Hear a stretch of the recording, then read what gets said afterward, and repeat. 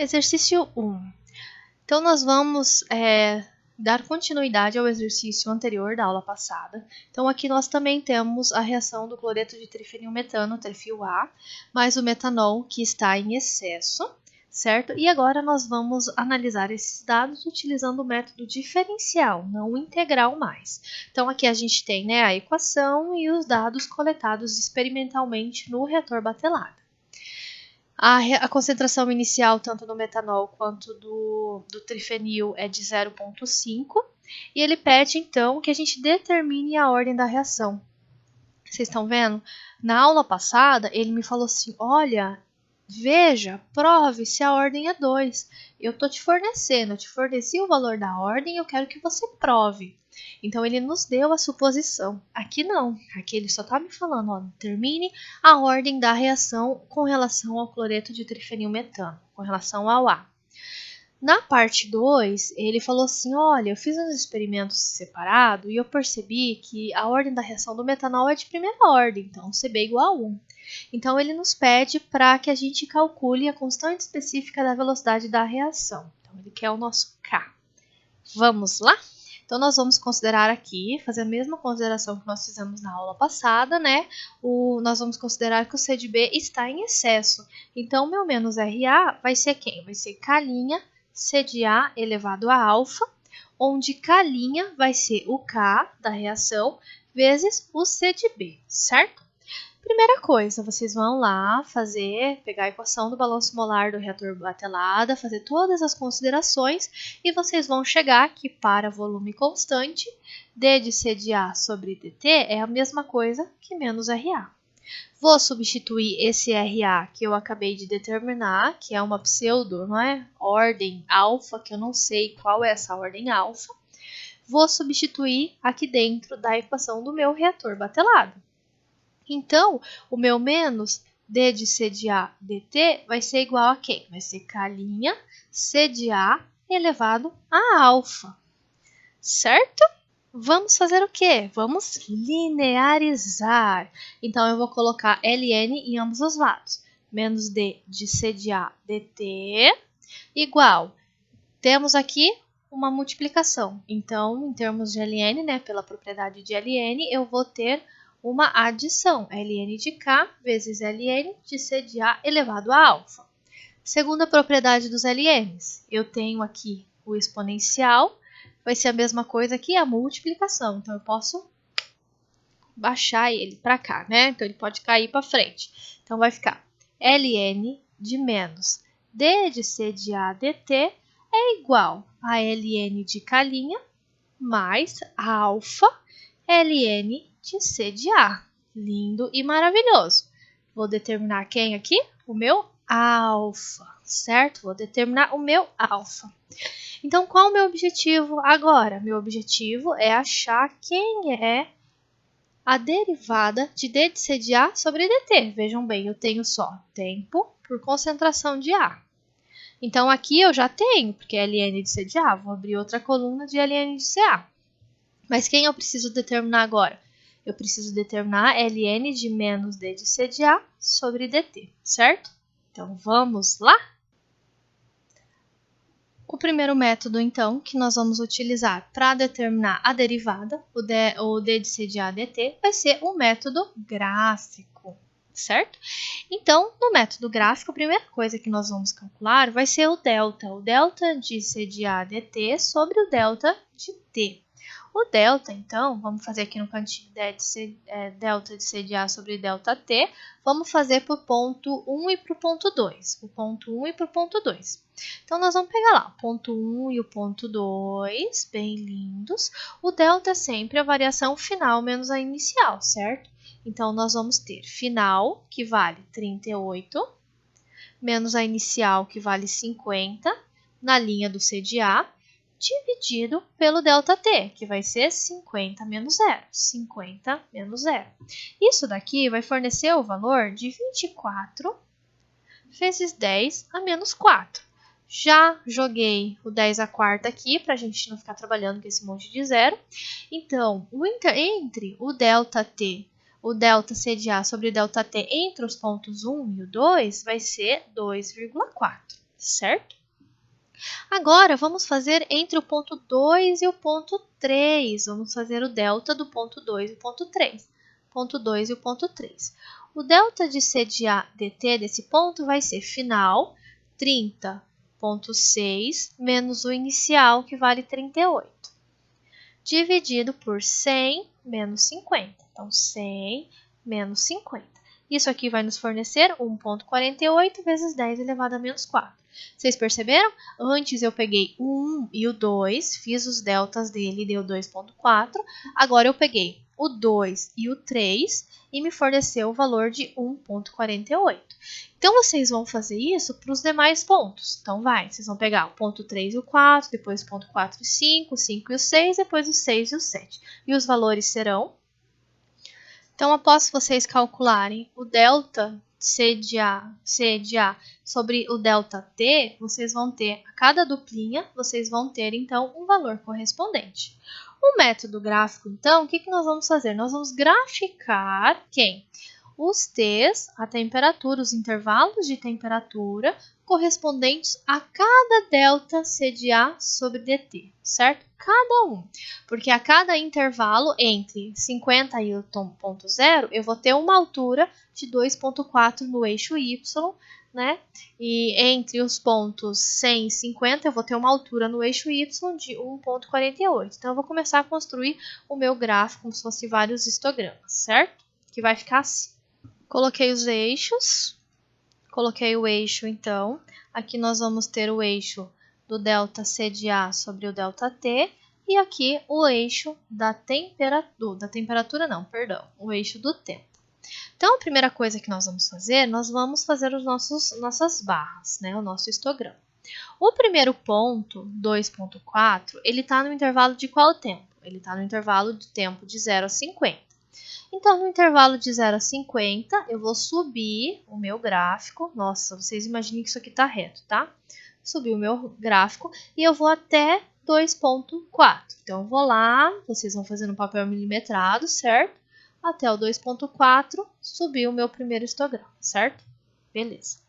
Agora, o meu segundo vai ser no intervalo de quem? Vai ser no intervalo de 50 até 100. Então, no intervalo de 50 até 100, eu vou subir no meu eixo delta C de A dt até 1,48. Então, vai dar mais ou menos aqui assim. Então, mais ou menos aqui assim, subiu o meu segundo histograma. Estão vendo? Terceiro histograma vai de 150 a 100. Então, 150 a 100, eu vou subir até quanto? 150 a 100, até o 1. Então, eu vou lá, subir até 1. Vocês vão fazer isso para os demais também, tá? Vocês vão fazer para todos os pontos. Então, vocês vão observar os intervalos e vão subir até a altura no eixo Y, até dar o delta C de A dt. Lindo e maravilhoso, tá aqui. Agora, com muita sutileza, nós vamos marcar mais ou menos aonde estão os pontos médios do meu histograma, e eu vou passar uma linha de tendência manual que vocês vão fazer no papel milimetrado para ter um pouquinho mais de confiabilidade. Ó, eu fiz no papel milimetrado, vocês podem ver aqui, então vocês façam aí também. Estou ilustrando aqui no computador, ficou horrível, né? Vocês dão para ver como que ficou torta a minha linha, né? Sem régua, na mesa digitalizadora, mas vocês façam aí bem bonitinho, tá? Então agora eu vou traçar uma linha suave. Mais ou menos assim, galera, ó. Estão vendo? Uma linha suave agora. Lindo e maravilhoso. Vocês traçaram uma linha suave, né? Bem linda e maravilhosa. Agora, o que nós vamos fazer, pessoal? Eu vou diminuir isso daqui aqui, tá? Que eu fiz o gráfico muito em cima. Então, aqui eu só vou reescrever. Vai ser delta C de A sobre delta T vezes 10 à quarta. Agora, povo lindo, nós vamos calcular quem é a nossa derivada, d de C de A dt, que ela vai estar nesse eixo aqui. Então, onde nós temos a variação do delta, agora nós vamos calcular onde está a derivada. Então, vamos lá. Para o ponto 0 e 50, né, para o ponto 0, no tempo igual a 0. Vocês vão pegar no eixo, aonde essa linha de tendência que vocês traçaram em amarelo, aonde ela vai bater no eixo de vocês. Então, do ponto 0, aonde está a minha linha de tendência? Está mais ou menos no 3. Então, eu sei que o meu primeiro ponto é 3. Agora, para o tempo igual a 50. Então, tempo igual a 50 está aqui. Eu vou subir no meu eixo, vou bater na minha linha de tendência amarelo e vou ver qual vai ser o valor no meu eixo Y. O valor desse eixo Y vai ser o meu D de CDA dt vezes 10 à quarta, porque esse eixo está vezes 10 à quarta, tá, pessoal? Vai ser mais ou menos 1,85. Foi o que eu obtive aqui. Vamos fazer para mais um? Para a linha 3, para o tempo igual a 100. Tempo igual a 100, vocês vão subir, vai bater na linha de tendência amarelinha e vocês vão pegar o valor que está no eixo Y. Então, esse valorzinho aqui vai ser de mais ou menos 1,3. Então, na linha do 3 vai ser 1,3. Antes, vocês tinham um valor, né, a cada 2 pontos, um ponto médio. Agora não, agora vai ser por linha. Vocês vão pegar para o tempo igual a 0, bate na linha amarela, acha o D de CDA dt. Para o tempo igual a 50, bateu aqui na linha amarela, achou o valor, né, de 1,85, né, da nossa tabelinha aqui. Bonitinho. Ficou meio apertado, gente, ignore, tá? Porque eu tive que dar zoom para montar essa tabelinha, esse gráficozinho e eu e minha digitalizadora, hoje a gente está brigando, sabe? Mas eu gostaria que, se vocês não entendessem, vocês me peçam que eu explico de novo.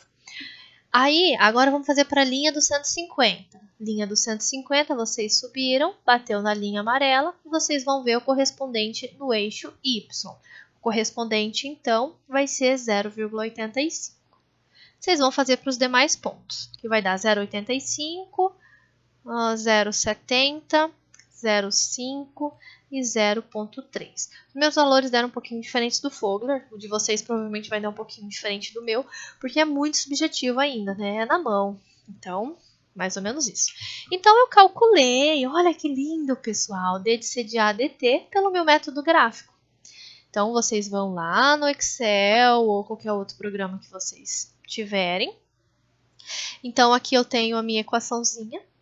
Eu calculei isso aqui, lá no meu método gráfico. Então, esses valores aqui são esses valores aqui.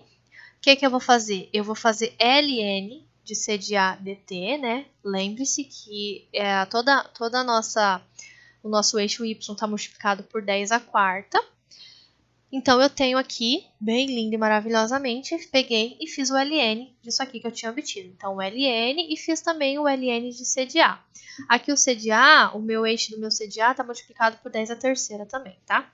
Fiz um, plotei um contra o outro, lindo e maravilhoso, encontrei a equação da reta. A equação da reta deu 2,06x menos 6,88 com r quadrado de 0,97, galera. Encontramos, então, a nossa equação da reta, né? Lindo e maravilhosamente. Nós temos, então, a nossa equação, que a gente partiu dela, né? A partir dela. Então, vamos fazer a comparação. Então, comparando, quem vai ser o meu coeficiente angular? Meu coeficiente angular é o meu alfa, que comparando com essa equação é 2,06. Ou seja, a ordem da nossa reação é igual a 2, certo? ln de K'. ln de K' é o meu coeficiente linear. Esse meu coeficiente linear vai ser a mesma coisa que menos 6,8852. Então, eu tomo, né, o exponencial dos dois lados para cortar o logaritmo, que vocês já fizeram inúmeras vezes. Então, eu tenho que o meu K' é igual a 0,001. Certo, pessoal? Uma coisa, o Fogler, ele faz de uma maneira um pouco diferente. Ele pega valores de CDA do gráfico, né? Porque aqui vocês têm CDA e aqui tem D de CDA dt, né? Então, ele pega valores do gráfico para poder fazer o quê? Para poder fazer a inclinação do gráfico de vocês. Tecnicamente, deveria dar igual o valor, mas nesse exercício em particular, o nosso K obtido aqui é um pouco diferente, já está em ordem de grandeza do K do livro. Mas nós vamos resolver alguns exercícios que os Ks dão parecidos. Agora eu não sei por que deu essa disparidade tão grande, mas deu diferença sim nesse exercício, mas não deveria ter dado. E nós vamos resolver na nossa aula síncrona um exercício que dá muito igual, dá muito parecido. Então vocês podem fazer sim por comparação, porque vocês forem ver, vocês estão comparando a equação que gerou esses dados com a equação da curva, com a linearização. Então deveria dar sim. Eu gosto de fazer dessa maneira, mas quem quiser pode seguir o Fogler, que é para dar valores muito parecidos com relação à inclinação. Então, ele pega valores de C de A e D de C de A dt e encontra o valor do K. Método gráfico é isso.